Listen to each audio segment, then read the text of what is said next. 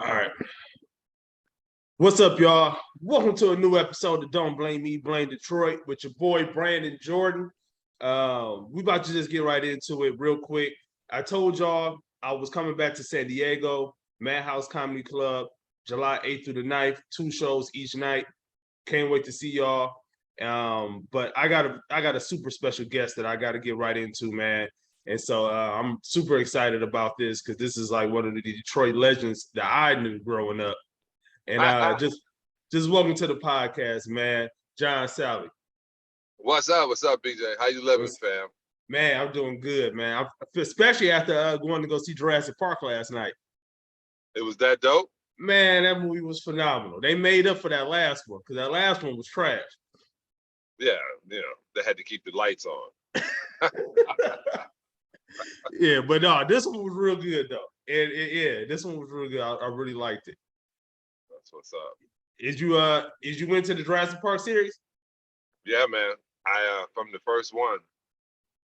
I'm not one of those guys that don't believe in dinosaurs, because I've seen a bunch of things. But man, I've had so many conversations on whether dinosaurs ever existed, the names of them, and how they know. I mean, I have tons of conversations, but this earth is amazing, and what they've done with this franchise from the first one, from the little egg on top of that cane, they put it together. It was dope. My only question has always been, is like, okay, I'm not saying I don't believe in dinosaurs, but at the same time, is that, so when did dinosaurs roam the earth, and when did Jesus Christ roam the earth? Well, was Jesus walking around petting T-Rexes? No. So what happened? What happened, Brandon, is the Christians, the certain Christians, the Catholics, or the Greeks, it was Catholics, they decided to change the calendar. And so when they changed the calendar, I think they changed it to 222 years since the Bible was in existence. So that's why we got this time. But we know that we've been on the planet longer. I learned watching Dave Banner podcast about literally how long we've been here. And I know a lot of people, sitting around and they have conversations about slavery and when we started. That was a blip in man's civilization, especially Black man's civilization. But from the looks of it, we got huge animals and mammals on the planet right now. It was just amazing to me that when they found it, it seemed like they were, I think when they found the first bones, they decided, hey, this can be something. And I used to take my daughter to the Museum of Natural History, all that kind of stuff in New York. She was an expert in it. It was something we connected on. But just the whole thought process, the way that they used advertising in all the Jurassic Parks. Look what they're doing with In-N-Out Burger. I mean, they're killing it, making sure they get every dollar out of it, as you said, to make up for the last one. What I wanted to really get into with you is, so I'm a diabetic. Oh, really? Yeah, I'm a diabetic. And so 1 or 2? 1. And it was something that. Did you explain that to your audience? That means you were born with this disease. It was something that when I got diagnosed in 2014. And so when I got diagnosed in 2014 and I went to the hospital, they didn't do no deep dive. They just said, you're a type 2 diabetic, and that's it. So when I got a little older and got my insurance together, I started going to the doctor, and they did more tests. They really looked in and said, nah, you're more of a type 1 because your body is not creating no insulin at all. Wow. And so, so with that, it's been some struggles and ups and downs, but over the last 2 years, I've been way better with it than I have in the past. But you were just a moody kid and a moody person? Yeah, I can be. Yeah, Yeah. That's just your blood sugar level. Yeah. Yeah. And Oh, so but I did a documentary called Simply Raw: Reversing Diabetes in 30 Days, and we had a young man on there that was the diabetic one. It's kind of hard to reverse all the side effects, but he did have to take his units down, which helped um, tremendously. So look into that. yeah, I'll definitely check that out because one of my best friends, she's a vegan, and she loves everything that you do. I'll tell you that. He's smart. She loves everything that you do. Like she can't wait to go to your when I came home that night to see you at the comedy show, she can't wait to go to Compton and check your spot out. Yeah, she'll like that. She'll like that spot. But Planet Health, 546 West Compton Boulevard. Just thought I'd give and myself that. I'm not like this. I have tried some vegan stuff. It's so hard for me because I guess because of growing up with the taste and the type of food that I've been eating, it's hard for me to get into that vegan taste. Because when I taste it, I'll be honest with you, it don't be tasting that great for me. So another part of the situation you have to deal with is the fact that we got to work on your sugar intake, right? Because it's not the taste that you don't like, it's the fact that you want more sugar intake in when you eat things. That's something I always tell people. Let's work on your Western diet mentality. And because I don't really, sometimes a lot of people haven't tasted food. They tasted ingredients of sugar, of rancid oils, of not real salt, but salt residue. So you haven't really tasted foods. And when you get to this point of, that's why I want you to check out Simply Raw. When you let your body rid itself of all the parasites that has been using and built upon, you will be able to get down to the point where your taste buds will work. And when you go to Planet Health Compton, you'll have seasoning. See, my whole thing was I don't have to put salt, but we gotta season this, right? So I'm not going to use the company that all Black people use, Laurie's, but I have something very close to it that started by a Black couple called Cappies, and it gives you seasoning without the salt. So once you get food that is seasoned, you're cool. Trust me, I'm the same way. My father was diabetic. And that was part of my reason for even wanting to be involved in this documentary is I didn't want anybody to go through.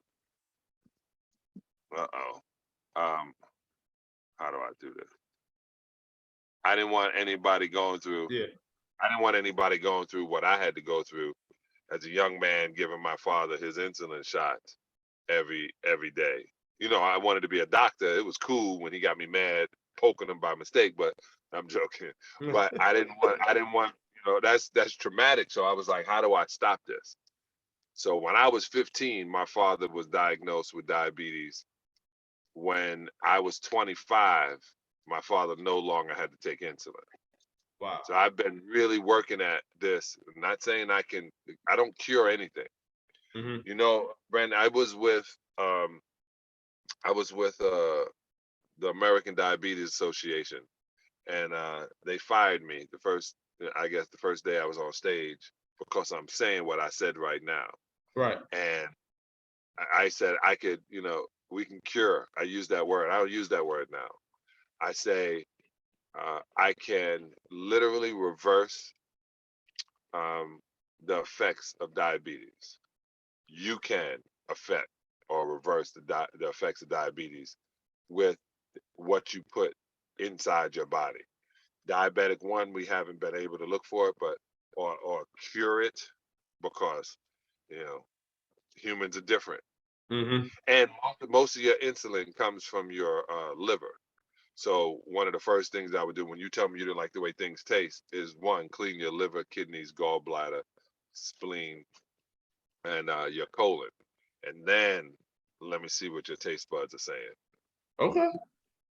I'm definitely gonna check it out because I'm definitely gonna check the documentary out because I watched what was the one documentary I had just watched not too long ago, but it was based. I can't remember the name of it, but basically it was going into showing like going to the meat processing process plants and showing how they're killing how they process the pigs and stuff like that was still with diseases and everything and Oh, talking you about watch Changers? what the health.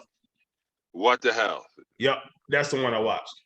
Yeah, what the hell? Yeah, that is my boy Badass Vegan put out They Are Killing Us. Um and think about all the foods in the hood, right? So Mhm. in the black community, let me stop calling it the hood. In the black community, you got every fried food, you got bodegas with food in it that the dollar store doesn't even sell. And when your whole life is built upon watching your grandmother, your mother, your auntie, your uncles, other people in the neighborhood who seem to be fit, eating certain things and the barbecues and all of the barbecue joints and everything you can possibly see and go, that's good eating. Mm-hmm. I gotta tell you, that's not. Like, we're still eating slave food. Yeah. And people don't. Well, no, it's a delicacy. It's black. No, Mm-hmm. no. The only reason our ancestors ate that is they were forced to. Dr. Sebi said a lot of great things. One of the greatest things he said is when they brought the African to America, they didn't bring his food, and that's been our problem. We didn't have our food the way we would eat. We were forced to eat scraps, forced to fight for it, forced to eat like oppressors, Mm-hmm. and that's not the way to go about it. Yeah. Because no, but that's exactly what you're saying. Because I grew up on the east side of Detroit. East side. I grew up right by Persian High School, and so growing up, all we had was churches, and that was down the street or the Coney Island. You know what I'm saying? That's what we had. And then when my mother would cook, the things that we thought was a healthy good meal was still horrible. It'd be a fried pork chop with corn and box mashed potatoes and broccoli. We thinking we eating a healthy meal. No, that stuff is just as terrible if we was to go to McDonald's almost. Worse. Minister Farrakhan would have slapped that out of your mother's hand. But being from Detroit, I didn't grow up in like a big sports family. I didn't grow up, I didn't grow up. My grandparents watched basketball, watched football and stuff, but they wasn't going to games. They wasn't having all type of things in their house. My father passed when I was 7, so it was just my mother, my older sister. So they wasn't into sports and stuff like that. So I got into sports heavy around like 96, 97. That's when I started getting into. That's when I started getting to basketball, football when I was about 10. My uncle, I was going out of the D by then. yeah, but this is what I'm about to get to is that my uncle growing up, he had a house in Palmer Park area, and my older cousin used to tell me. He said he used to tell me about you. He was like, John Salley had one got this big old house out here. And that was my introduction to you. Was learning about the house, the legendary Detroit house. Yeah, that somebody bought it from Bishop Jackson, and it was a 40,000 square foot house. It was called the Cardinals Mansion in the middle of Detroit. The people don't realize my house is the middle of Detroit City. Isn't that crazy? Yeah, it's the middle of the city. So like, if you ever want to say, I'm going right to the middle, you would have to come to my house, 1880 Wellesley. And some dude just bought it from California. Mm-hmm. And they redid it. It was hot, boy. 25 years old with 40,000 square feet. Man, those girls used to walk in the house and be like, oh.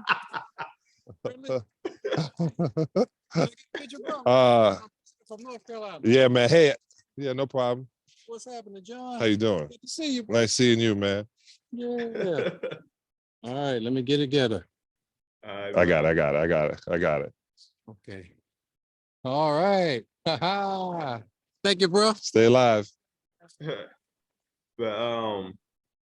but yeah, I know you got things to do, man. Yeah. I got one more thing I really want to talk to you about because Yeah. Well, I want to talk to you about your podcast because we gonna talk. We'll talk about that, but I got to get to this.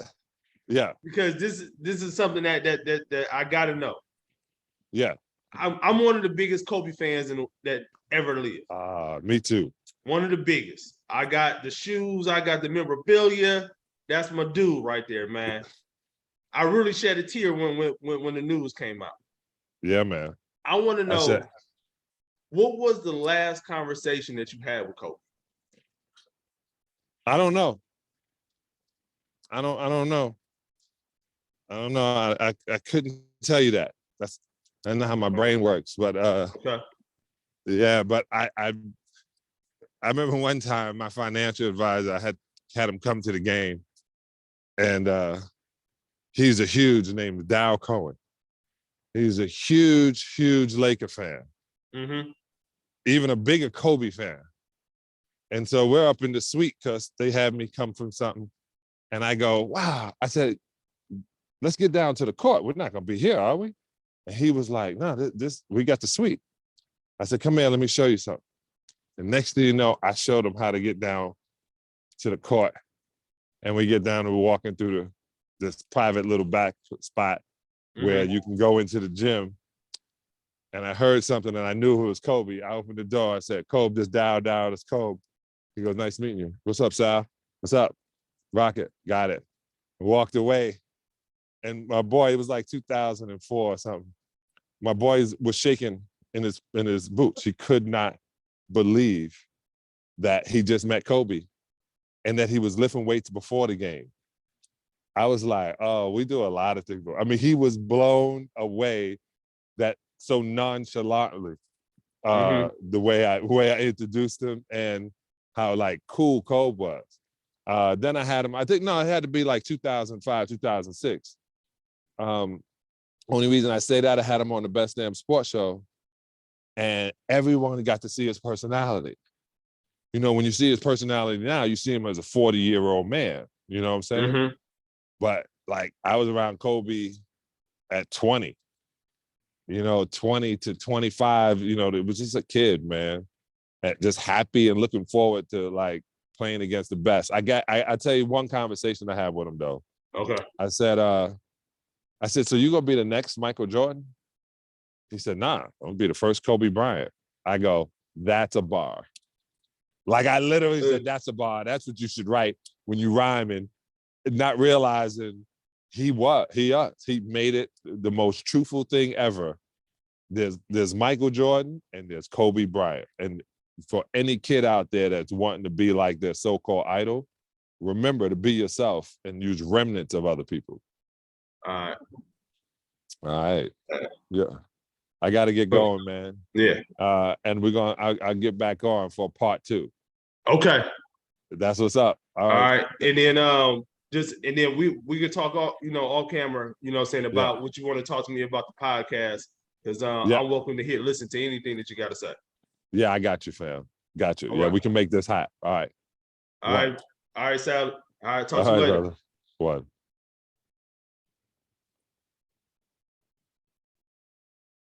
All right, and that was the first episode, man, I had with John Salley.